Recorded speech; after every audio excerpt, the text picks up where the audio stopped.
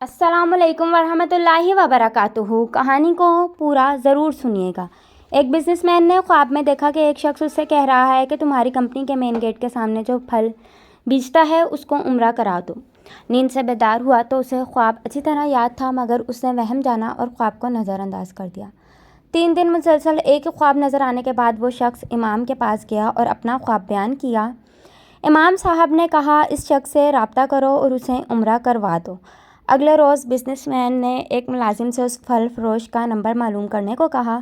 Business man نے phone پر اس پھل فروش سے رابطہ کیا اور کہا کہ مجھے خواب میں کہا گیا کہ میں تمہیں عمرہ کرواؤں، لہٰذا میں اس نیک کام کی تکمیل کرنا چاہتا ہوں۔ پھل فروش زور سے ہنسا اور کہنے لگا، کیا بات کرتے ہو بھائی، میں نے تو مدت ہوئی کبھی فرض نماز ادا نہیں کی اور تم کہتے ہو کہ تم مجھے عمرہ کروانا چاہتے ہو۔ بزنس مین اصرار کرنے لگا اور اسے سمجھایا کہ میرے بھائی، میں تمہیں عمرہ کروانا چاہتا ہوں، سارا خرچ میرا ہوگا۔ خاصی بحث کے بعد آدمی اس شرط پر رضامند ہوا کہ ٹھیک ہے، میں تمہارے ساتھ عمرہ کروں گا، مگر میرے تمام اخراجات تمہارے ذمہ ہوں گے۔ وقت مقررہ پر جب وہ ایک دوسرے کو ملے تو بزنس مین نے دیکھا کہ واقعی وہ شکل و صورت سے کوئی اچھا انسان نہیں دکھائی دے رہا تھا۔ اس کے چہرے سے عیاں تھا کہ وہ نماز کم ہی پڑھتا ہے۔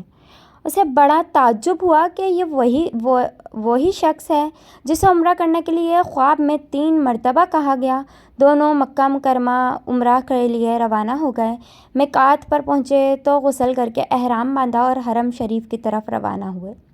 انہوں نے بیت اللہ کا طواف کیا، مقام ابراہیم پر 2 رکعت نماز ادا کی، صفا و مروہ کے درمیان سعی کی، اپنے سروں کو منڈوایا اور اس طرح عمرہ مکمل ہو گیا۔ اب انہوں نے واپسی کی تیاری شروع کر دی۔ حرم سے نکلنے لگے تو پھل فروش نے بزنس مین سے مخاطب ہو کر کہنے لگا، دوست، حرم چھوڑنے سے پہلے میں 2 رکعت نفل ادا کرنا چاہتا ہوں، نہ جانے دوبارہ عمرہ کی توفیق ہوتی بھی ہے یا نہیں۔ بزنس مین کو کیا اعتراض ہوتا، اس نے کہا، نفل پڑھو اور بڑے شوق سے پڑھو۔ پھل فروش نے اس کے سامنے نفل ادا کرنے شروع کر دیے۔ جب سجدے میں گیا تو اس کا سجدہ طویل سے طویل تر ہوتا چلا گیا۔ جب کافی دیر گزر گئی تو بزنس مین نے اسے ہلایا۔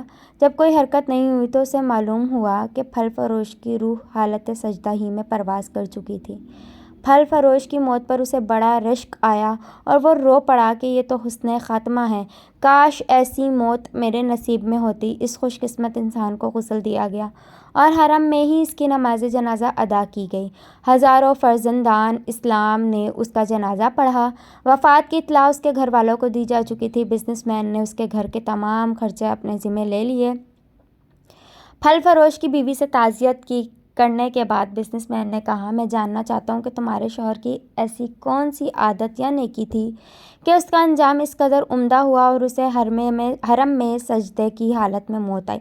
بیوی نے کہا، بھائی، میرا خاوند کوئی نیک آدمی تو نہیں تھا، میں اس کی کوئی خاص خوبی بیان تو نہیں کر سکتی، ہاں مگر اس کی ایک عادت یہ ضرور تھی کہ وہ ہمارے ہمسائے میں ایک غریب بیوہ اپنے چھوٹے بچوں کے ساتھ رہتی ہے۔ میرا شوہر روزانہ بازار جاتا تو جو چیز اپنے بچوں کے لیے کھانے پینے کی لاتا وہ اس بیوہ اور اس کے یتیم بچوں کے لیے بھی لاتا اور اس کے دروازے پر رکھ کر اسے آواز دیتا، اے بہن، میں نے کھانا باہر رکھ دیا ہے، اسے اٹھا لو۔ یہ بیوہ عورت کھانا اٹھاتی اور آسمان کی جانب سر اٹھا کر دیکھتی اور کہتی، اے اللہ رب العزت، آج پھر اس نے میرے بھوکے بچوں کو کھانا کھلایا۔ اے اللہ رب العزت، اس کا خاتمہ ایمان پر فرما۔ زندگی تو جیسے تیسے بہرحال گزر ہی جانی ہے، لیکن جس قدر ممکن ہو لوگوں کی مدد کیا کریں۔ اللہ تعالیٰ ہمیں ہر طرح کی برائیوں سے اپنی پناہ میں محفوظ کرے اور ہمارا خاتمہ بھی ایمان پر فرمائے، آمین ثم آمین۔ اسٹوری اچھی لگے تو چینل کو سبسکرائب کریں۔ اللہ حافظ۔